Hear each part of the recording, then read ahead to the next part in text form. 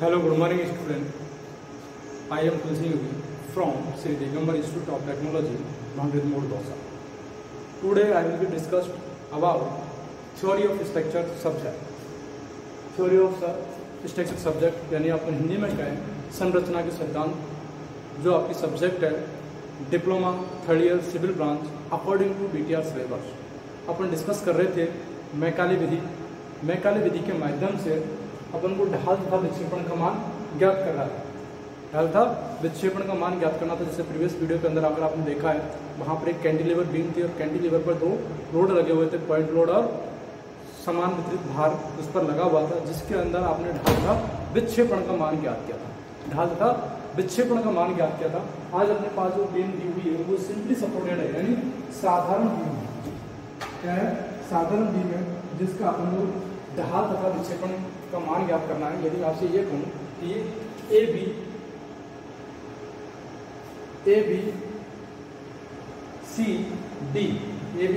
C D आपको क्या है, एक धरन दी हुई है। ABCD आपको एक धरन दी हुई है, इसके बीच की जो दूरी है 2 मीटर और 2 मीटर। यहाँ पर जो लोड लगा हुआ है वो 40 किलो न्यूटन का है, यहाँ पर जो लगा हुआ है 30 किलो न्यूटन का लगा हुआ है। अब आपको ढाल तथा विक्षेपण का मान ज्ञात करना है किसी भी बिंदु पर, ठीक है। तो आप ये कहें कि ये काट मानते हैं, क्या मानते हैं? काट मानते हैं। सपोज दैट में काट ऐसी जगह पर मानना चाहिए जहाँ पर आपको क्या लगभग सारे के सारे फोर्स आ जाए। यदि आपको मैं स्टार्टिंग में यदि आपसे ये कहूँ कि आपको क्या है, यहाँ पर प्रतिक्रिया लगेगी, अगर सिंपली सपोर्टेड बीम है, यहाँ पर प्रतिक्रिया लगेगी RA लगेगी, यहाँ पर प्रतिक्रिया लगेगी RB लगेगी, क्या लगेगी? RB। तो आपको फर्स्ट वन ये RA और RB का मान ज्ञात करना होता है। पहले क्या है, RA और RB का मान ज्ञात करेंगे, ठीक है। तो आपको क्या करना है, समीशन ऑफ, मैंने आपसे कहा था summation of H equal to 0, summation of B equal to 0 और summation of M equal to 0। ये तीनों समीकरणों के माध्यम से आपको सॉल्व करना होता है। जितने भी हॉरिजॉन्टल फोर्स है वो 0, इस पर कोई भी हॉरिजॉन्टल फोर्स नहीं है, 0 होगा। नेक्स्ट मैं इस इक्वेशन की बात करता हूँ, summation of B equal to 0। Vertical जितने भी फोर्स लग रहे हैं वो क्या होने चाहिए, 0 होने चाहिए। जिसमें इसकी बात करूँगा, RA ऊपर की तरफ जा रहा है, इसको मैं प्लस मान लेता हूँ, और 20 नीचे की तरफ आ रहा है, जिसमें माइनस मान लेता हूँ 30। फिर दूसरा फोर्स है -40, नीचे की तरफ आ रहा है, माइनस मान लेता हूँ। नेक्स्ट RB ऊपर की तरफ जा रहा है, ऊपर की तरफ जा रहा है, ये प्लस मान लेता हूँ। और कोई फोर्स नहीं है, वो क्या होना चाहिए, सब 0 होना चाहिए। यदि मैं माइनस वालों को इधर भेज देंगे क्या हो जाएगा, RA प्लस RB बराबर 30 और 40 कितना हो गया, 70, यानी 70 किलो न्यूटन। समीकरण नंबर 1। अब आपको ये पता लग गया RA और RB पर टोटल भार का मान दिया हुआ है, वो कितना है, 70 किलो न्यूटन है। कितना है, 70 किलो न्यूटन है। लेकिन आपको ये पता नहीं है कि RA पर कितना है और RB पर कितना है। RA पर कितना है और RB पर कितना है। यदि मैं आपसे ये कहूँगा कि RA पर कितना है और RB पर कितना है, तो आप कौन सी इक्वेशन का यूज करेंगे, थर्ड वाली इक्वेशन का यूज करेंगे। इसका थर्ड वाली समीशन ऑफ, यदि आप ये कहें बिंदु किसी के सापेक्ष, जैसे मैं तुमसे कहूँ तो बिंदु A के सापेक्ष आघूर्ण लेने पर, बिंदु A के सापेक्ष आघूर्ण लेने पर, यदि आप बिंदु A के सापेक्ष आघूर्ण लेने का हम क्या करें, बिंदु A पर करें या 30 किलो न्यूटन का फोर्स लगा, कैसे घुमा रहे हैं, क्लॉकवाइज। या तो माइनस मानो या फिर आप प्लस मानो, एक चीज माननी पड़ेगी आपको। जैसे मैं आपसे कहूँगा क्लॉकवाइज आ रहा है तो क्या माना है, माइनस कितनी दूरी पर है, A से 2 मीटर की दूरी पर, कितने मीटर की दूरी पर है, 2 मीटर की दूरी पर,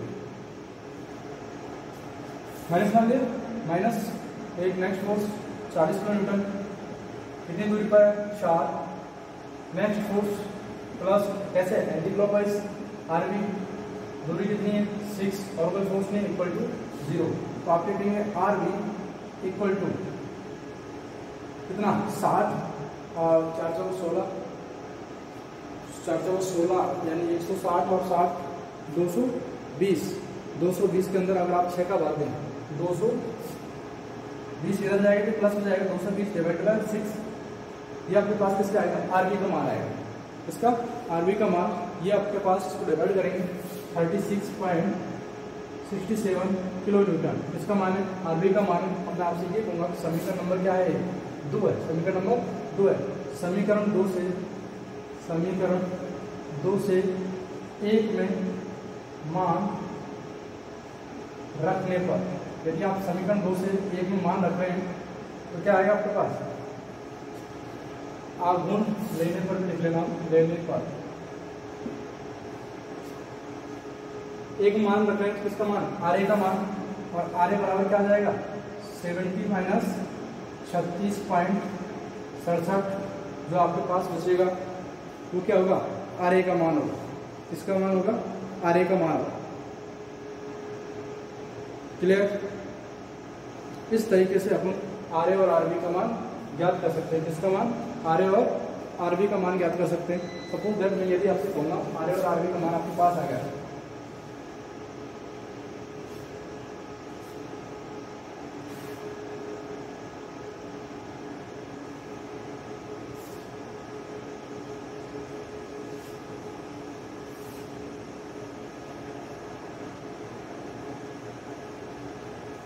अब आर ए और आर बी का मान आने के बाद यदि आपको क्या करना है, काट मानना है। एक क्या मानना है, काट। सपोज दैट ये काट को इस तरीके से मान लेता हूँ यहाँ पर, ठीक है। एक्स डैश काट यहाँ से ये जो दूरी है आपकी वो कितनी होगी, एक्स दूरी होगी, कितनी एक्स। ये बिंदु पर आपको एक्स दिया हुआ है, यहाँ पर मोमेंट निकालना है। आर बी का मान आपको पता लगा 36.67 किलोमीटर आर बी का, ठीक है। नेक्स्ट मैं आपसे ये कहूँ कि एम एक्स यदि आप क्या है काट, क्या काट, यदि आप क्या है कि आपको ये डिमेंशन है कि एम एक्स अगर आपको फाइंड आउट करना है तो क्या है, आर बी का मान कितना है 36.67 दूरी कितनी, इस बिंदु से मैं बात कर रहा हूँ, दूरी कितनी है एक्स इंटू एक्स। अब आपको जो दूसरे से फोर्स लग रहे हैं वो वाले कितना, माइनस कौन सा फोर्स है 40, दूरी कितनी है टोटल यहाँ से यहाँ तक एक्स है, एक्स में कितना गया 2, क्या कहेंगे आप एक्स माइनस के 2। नेक्स्ट जो फोर्स है वो कितना -30, दूरी कितनी है एक्स माइनस में कितना गया है, 30 यहाँ लगा हुआ है, तो दूरी कितनी होगी 2 और 2 4, माइनस के 4 और कोई नहीं है। ये क्या इसका मान होगा एम एक्स का। आपको पता है कि अपने पास जो सूत्र होता था क्या, EI d2/dx² equal to minus के एम एक्स। इसके अंदर यदि आप मान पुटअप करते हैं, यदि इसके अंदर मान पुटअप करेंगे किसका, एम एक्स का मान पुटअप करेंगे, ये नेगेटिव हो जाएगा, नेगेटिव 36.67x, ये प्लस हो जाएगा 40x minus 2 plus 30x minus 4, x minus 4 समीकरण नंबर दे देते हैं, चाहे अगर आप देना चाहें तो। यदि आप समीकरण नहीं देंगे तभी कोई बात नहीं, यदि आप देना चाहते हैं समीकरण नंबर क्या 1, समीकरण नंबर 1 ये आपके पास आएगा। यदि आपसे ये कहूँ कि समीकरण 1 का समाकलन करने पर, यदि आप समीकरण 1 का क्या करेंगे, समाकलन करेंगे तो आपके पास क्या आएगा, EI dy/dx बराबर -36.67 क्या x का स्क्वायर बटे 2।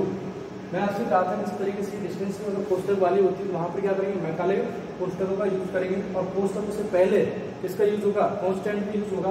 यदि समाकलन किया क्या C1 फर्स्ट बार किया तो C1 प्लस मैकाले कोष्टक इस तरीके से, और कितना 40x माइनस के 2, इसका क्या हो जाएगा स्क्वायर बटे 2, मैकाले कोष्टक 1 प्लस 30, ये भी मैकाले कोष्टक के अंदर ही है। एक तरीके से आप ये कहेंगे किसके अंदर है, मैकाले कोष्टक के अंदर।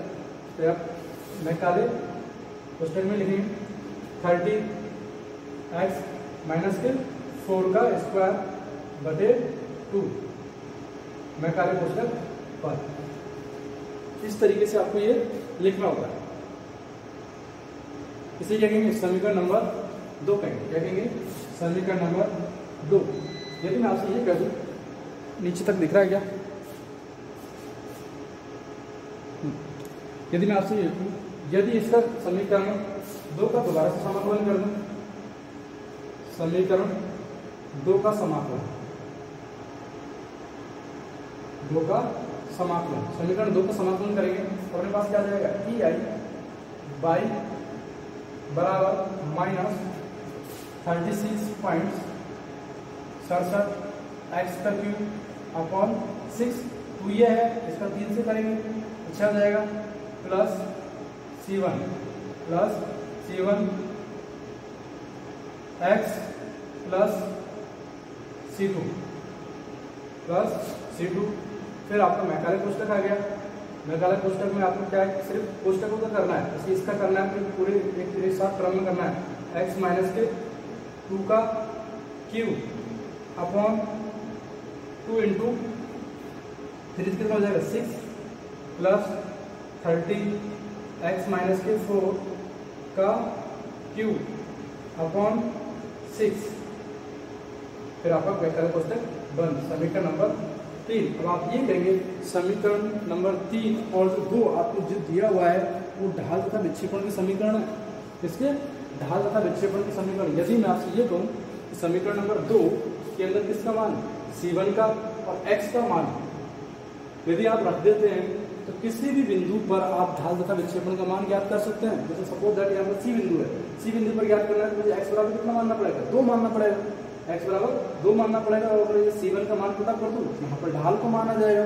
ठीक है, इसके अंदर जैसे समीकरण नंबर 3 है, ये किसका है, विक्षेपण का है, किसका है, विक्षेपण का है। तो विक्षेपण के लिए यदि मैं इसमें क्या है C1 और C2 का मान पुट अप कर दूं और x का मान, यदि x का मान रखा तो बिंदु C पर, D पर, A पर, जिस पर भी याद करूंगा वो यदि x बराबर जितना मान पुट अप करेंगे तो उसके माध्यम से अपन क्या है इसका मान ज्ञात कर सकते हैं, ढाल का मान, विक्षेपण का मान ज्ञात कर सकते हैं और ढाल का मान ज्ञात कर सकते हैं। तो आपको क्या चाहिए, C1 और C2 का मान चाहिए, किसका मान चाहिए, C1 और C2 का मान। तो आपके क्या शर्तें दी होती है, क्या होती है शर्तें ये होती है कि आपको पता है कि जैसे बिंदु A है और बिंदु B है, बिंदु A और बिंदु B पर आपका प्रारंभिक बिंदु वही है और अंतिम बिंदु वही है, तो आपका विक्षेपण भी क्या होगा, 0, विक्षेपण क्या होगा, 0 होगा और सिंपली सपोर्टेड है तो x बराबर भी क्या, x बराबर यदि 6 है तब भी विक्षेपण का मान क्या होगा, 0 होगा। यदि x बराबर 0 यानी A बिंदु, x बराबर 0 यानी B बिंदु, और यदि x बराबर 6 कर दिया जाए तो क्या A बिंदु पर होगा, इस पर A बिंदु पर होगा। तो आप देखिए शर्तें, शर्त के अनुसार, शर्तों के अनुसार देखिए x बराबर कितना 0, x बराबर 0 तो y बराबर क्या होगा, 0 होगा, या x बराबर कितना 6 तो y बराबर भी क्या होगा, 0 होगा। x बराबर 6 कब होगा, A बिंदु पर होगा, x बराबर 0 कब होगा, B बिंदु पर होगा। यदि मैं ये मान समीकरण 2 में रख देता हूं, यदि ये x बराबर यह है मान समीकरण किसमें रखें, 3 में रखें, 3 में रखने पर यदि आप समीकरण नंबर 3 में रखें आपको ये वाला x बराबर क्या, 0। अब देखिए यदि मैं आपको पता है x बराबर 0 है तो y बराबर क्या होगा, 0। तो आपकी ये वाली जो टर्म्स है ई आई इंटू वाई, वाई बराबर कितना, 0।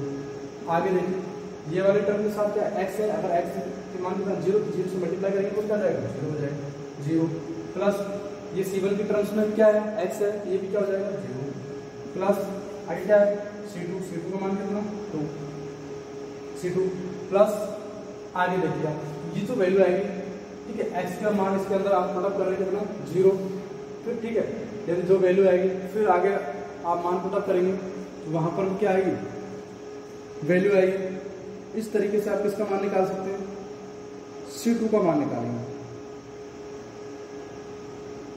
इसका C2 का मान याद करेंगे।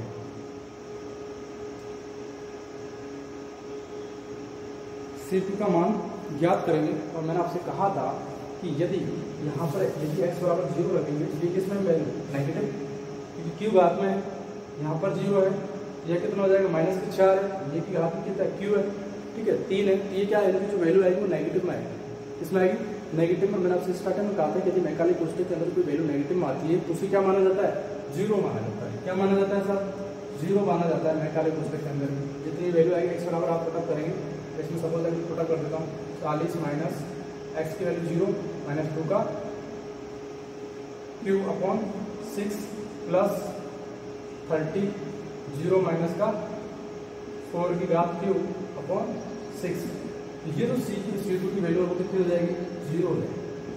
कितनी हो जाएगी, जीरो। यानी C2 का जो मान है वो कितना हो जाएगा, जीरो आएगा। C2 का मान अपने पास कितना आ गया, जीरो आ गया। इसी प्रकार यदि मैं आपसे कहूँगा कि C1 का मान ज्ञात करें, किसका मान, C1 का मान ज्ञात करें। अब C1 का मान कैसे ज्ञात कर सकते हैं, यदि समीकरण नंबर में दोबारा से समीकरण नंबर 3 के अंदर फिर से क्या करें, समीकरण नंबर 3 के अंदर से फिर दोबारा से क्या रखें, ये वाला पार्ट मान रखें।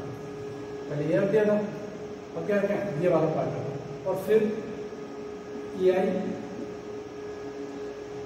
इंटू 0, ये वाली टर्म्स x है, यहाँ पर क्या है आपको माइनस 36.67 इंटू एक्स की पावर कितनी आएगी आपके पास, 6 की घात 3 अपॉन 6 प्लस C1 इंटू कितना 6 प्लस C2 का मान कितना 0 प्लस मैकाले कोष्टक 40 माइनस के कितना 6 माइनस के 2 का Q upon 6 plus 30 x minus के 4 का एक्स की वैल्यू कितनी 6 का क्यू अपॉन 6। ये मैकाले कोष्टक। यहाँ पर आपको क्या है, C1 का मान क्या करेंगे, तो इसकी जो आप कैलकुलेट करके देखिए C1 का जो मान आएगा इसका वो आएगा 142.24। 142.24 C1 का मान 142.24 आएगा। C1 का मान 142.24 आएगा। और आपके पास देखिए यदि बिंदु समीकरण नंबर 2 है, समीकरण नंबर 2 के अंदर यदि आप किसी भी बिंदु पर ढाल द्वारा विक्षेपण ज्ञात करें, ढाल याद करेंगे तो यहाँ पर इसको किस में नोट कर सकते हैं, थीटा के अंदर। जैसे 2 मीटर पर ज्ञात करना है, जिसमें बिंदु कौन सा जाएगा, 2 मीटर पर C आ जाएगा। C बिंदु पर ज्ञात करना है, जैसे C बिंदु कहाँ पर, यहाँ पर। यहाँ तक कि तो x की दूरी कितनी है, 2 मीटर। यहाँ पर 2 रखूँगा, यहाँ पर 2 रखूँगा, यहाँ पर 2 रखूँगा और C1 का मान जो आपको दिया हुआ है वो रखूँगा। तो बिंदु C पर थीटा C पर मान ज्ञात कर सकते हैं। EI इसके पक्षांतर में आ जाएगा, डिवाइड हो जाएगा। ठीक है, EI का मान आपको क्वेश्चन में गिवन है, ये मान कब करोगे तो आप इसका ज्ञात कर सकते हो, बिंदु C पर ज्ञात कर सकते हो। यदि D पर ज्ञात करना है ढाल, बिंदु D पर ढाल ज्ञात करना है तो x बराबर कितना रखूँगा, x बराबर 4 यानी 2 मीटर, ये 2 मीटर, ये कितना 4 हो जाएगा। तो इस तरीके से आप किसी बिंदु पर ढाल तथा विक्षेपण का मान ज्ञात कर सकते हैं x की वैल्यू रखकर। थैंक यू सो मच, मिलते हैं नेक्स्ट वीडियो।